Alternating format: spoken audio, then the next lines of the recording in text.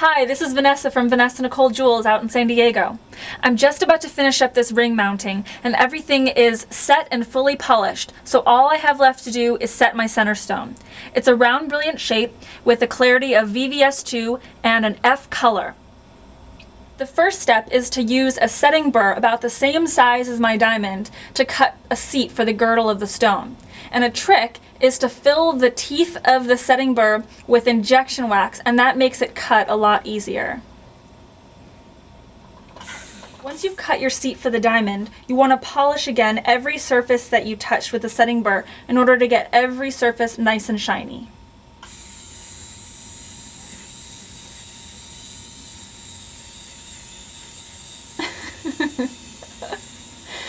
Oh, I just realized how silly I am.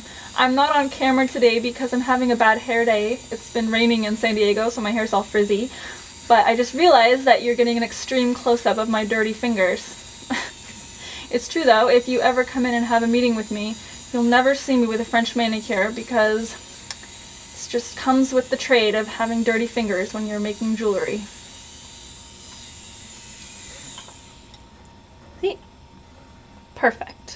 So after you've polished the ring, then you want to put it in the ultrasonic and the steamer to make sure that it's nice and clean so you don't leave any polishing residue underneath the diamond. You want to put the diamond in and check your fit, because if it's crooked, you are screwed. So you just look at all the angles, you make sure that nothing looks out of line. Then you take your parallel pliers and you squeeze from each side evenly. You just go little by little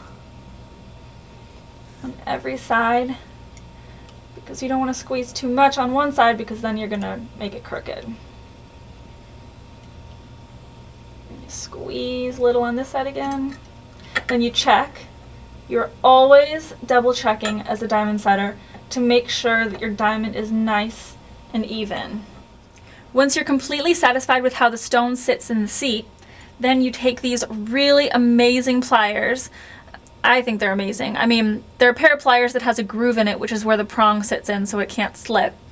So you take these pliers and you just go one by one, slowly bending over each prong. And you are watching to make sure that nothing is crooked. The next step is to take my snips and shape the prongs perfectly round little balls. So I'm going to snip them, and then I am going to shape them with the file, and then I'm going to sand them and polish them.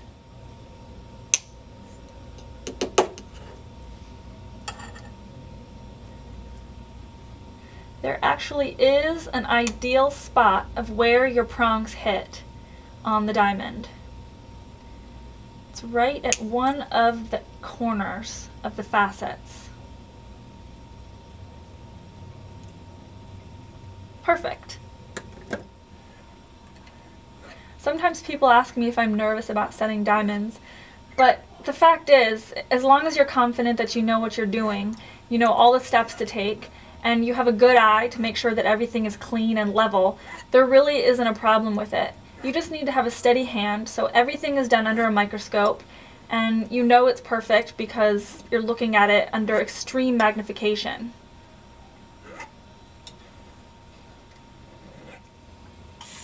Now, if this were a true how-to video, I'd be going over dozens of tips and tricks on how to get the perfect prong shape and exactly what pliers to use, because I actually use 3 different kinds of pliers. But I really don't think you're going to want to sit here and listen to me talk about setting a stone for an hour, so I won't bore you with that. But just so you know, this is a very condensed, quick version of how to set a center stone. It's actually complex, and it takes an incredibly steady hand to make sure that you do it correctly. Once everything is done, your final step is the polishing. So you just take your polishing wheel and you go over the tops and the sides and the backs of your prongs. Make sure to cover every surface to make sure it's perfectly shiny. Ta-da!